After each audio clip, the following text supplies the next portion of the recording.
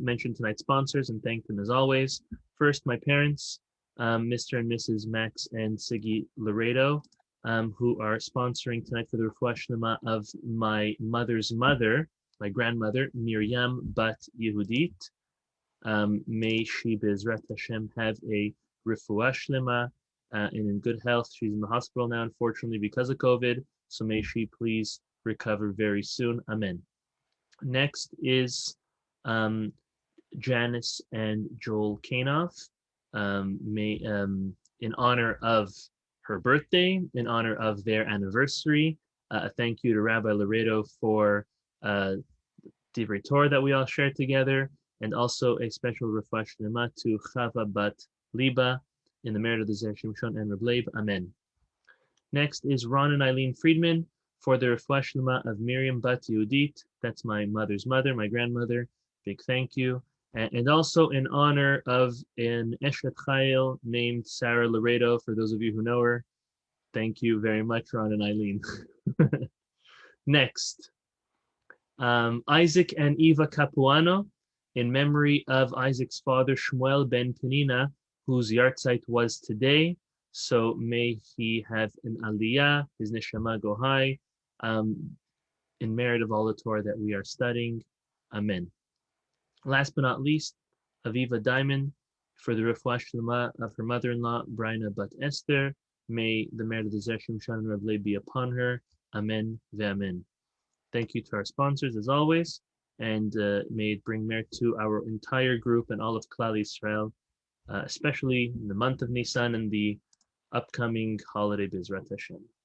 So I wanted to share a quick recap of some differences that they're going to be this year because it's Passover and Passover starts Saturday night.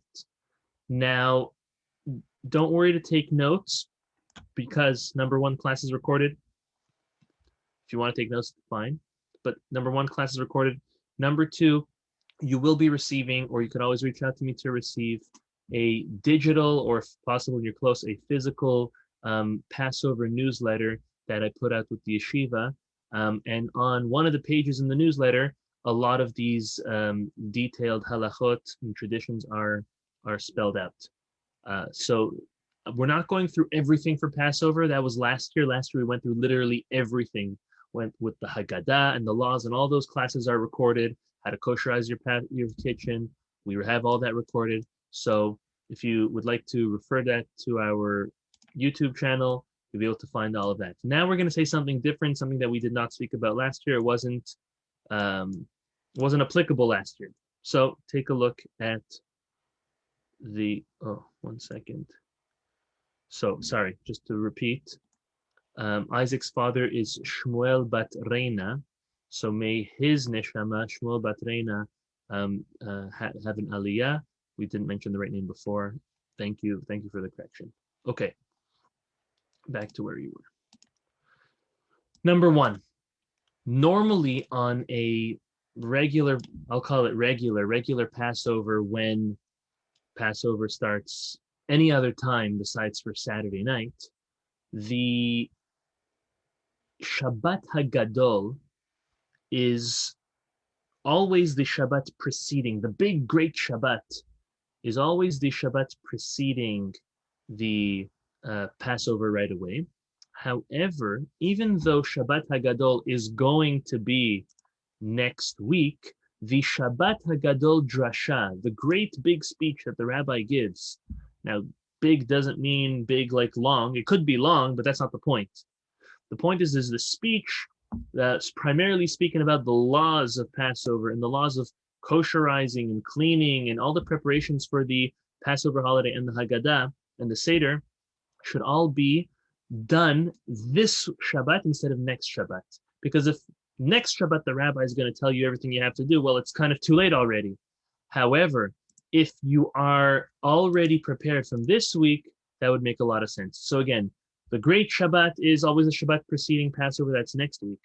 But the drasha, the class, the lecture, the pre-Passover lecture is given this Shabbat. So this way you have at least a couple days, and in this case, a whole week to tend to whatever needs you have to tend to. Okay, That's the first thing. Second thing I wanted to say is that in this case, instead of fasting on the eve of Passover, which we do all the time as the firstborns this year will not fast on the eve of Passover because the eve of Passover is actually on Shabbat. We don't fast on Shabbat unless it's Yom Kippur. So it gets pushed off. It gets pushed off till Thursday, not Friday. And for that reason, the Siyum Bechorot, the finishing of the tractate in the Talmud, is going to be done on Thursday. Next Wednesday night, I'm going to give you the details of where I'm going to be doing my Siyum and how we're going to get on. It's probably going to be the same Zoom link. How we'll have a way for everyone to join on if they want to hear virtually. So that's another thing we want to mention. Next is the checking of the chametz is not going to be on Friday night, and it's not going to be obviously Saturday night, it's too late. Rather, it's going to be Thursday night. So again, Thursday night is when we do the checking of chametz. That this year it's going to be March 25th, and we do recite the annulling statement that we normally do of kal chamira, that we annul all of the chametz in our possessions that we have not seen. Okay, even though we're saving plenty of chametz for Friday all day and for Shabbat morning, but we still do the customary annulling then. The next morning on Friday morning, we're going to burn the chametz, ideally in Florida 12:12. Everywhere it's going to be different depending on where you live, but by around noonish on Friday is when we burn the chametz. Even though you're allowed to continue eating chametz, because we're obviously going to have chametz Friday night and Saturday morning, like we explained, that's still the time to burn chametz. If you didn't burn by noon and it's like 3, 4 in the afternoon, you could still do it. It's not ideal, but it's still fine to be done. At that time, we do not say the kal chamira, the annulling part of the chametz, because we're not annulling it by burning it all. That's actually going to be recited the next morning. Okay. The meals of Shabbat get a little complicated because on one hand, the wives have already, or whoever's in charge of the kitchen, already flipped the kitchen over. The kitchen must be Pesach by next Shabbat. I mean, I know some people that this Shabbat their kitchen's already Passover, and it's a whole to-do. But next Shabbat, everyone's kitchen is already Passover. So how are we going to do the meals with bread? So I'm going to give you a couple options, and I'll give you my practical recommendation first. Practical recommendation would be, the ideal situation would be, if, of course, you cooked all your food Passover, kosher for Passover, Passover pots and dishes, everything, fine. Take your Passover cooked food and put it in disposable, I don't know, tins or bowls or whatever it is. And if you live somewhere which allows you to eat outside, take that outside and eat on plastic disposable dishes, forks and plates and dishes, and eat outside with bread. So can you imagine, you have kosher for Passover food, but you're eating it with bread. That's fine, because Passover didn't start Friday night yet, or even Saturday morning. You eat it outside, and anything that's left over, so you can throw out. And if you have actual pieces of bread that you didn't finish, that should be, flushed down the toilet or dispersed of in any which way that is obvious that it's not yours anymore. Okay? But you have to be sure that any of the food that you take outside, nothing comes back inside, right? Nothing should go back in the fridge. Nothing should go back in its original canisters or Tupperwares or anything of that. Anything that comes out is eaten, anything that's not eaten is disposed of.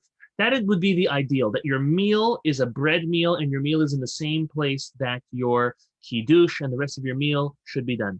Ideal. If that's not an option, then I'm going to give you the next best. The next best would be to go outside and eat your bread.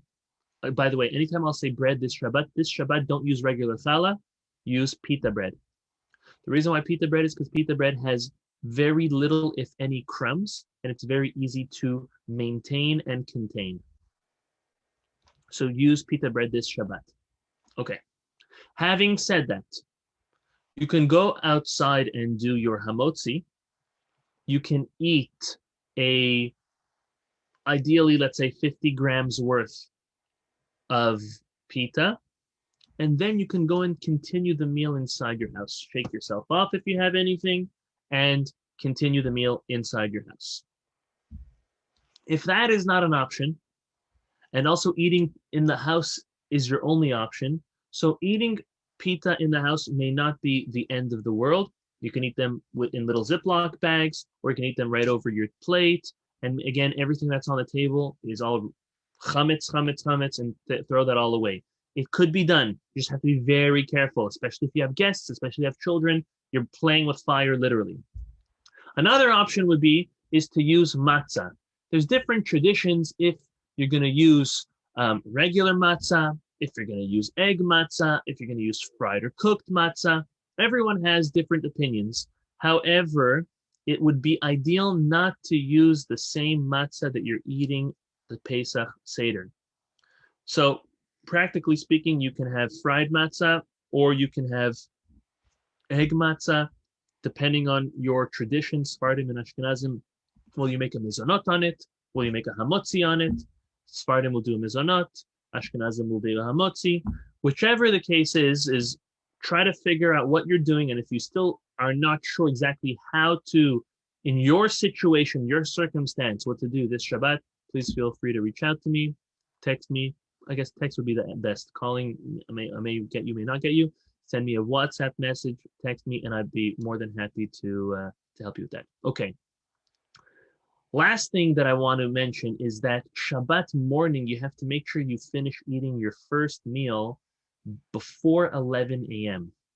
That's Florida time. I think in New York, it's more like 10:30-ish. But before 11 a.m., you have to be done. That means you have to go and pray early. You have to finish praying. You do Kiddush and you do your first bread meal. Stop eating by 11 a.m. Brushing your teeth, making sure that no chametz is in your teeth, and that's the end of the chametz. At that point is when you'll recite again the kal chamira, the annulling of any of the chametz that you own, and that's going to be done Saturday morning. Suda shlishit should be done ideally just fruits and vegetables, or fish and meat a little bit. Some say you could have a little bit of egg matzah, some say not. Again, there's differences of opinions, and again, each one has your own different case. Last but not least, I would like to say is that the Seder night, the first night this year, in the middle of the Seder, we're actually going to be doing Havdalah. So look carefully for in your Haggadah, there's going to be the extra 2 blessings. Before the Shechianu, we're actually going to be mentioning the Ner, the torch, the flame, as well as the Havdalah ben Kodesh leKodesh. So pay attention, look in your Haggadah for that. Again, most of these notes are all going to be in the newsletter that you'll get WhatsApp to you. And B'ezrat Hashem, if you have any more questions, please feel free. Also, at the end of the class, if anyone has any questions with regarding to Passover, quick ones, I'll be more than happy to help.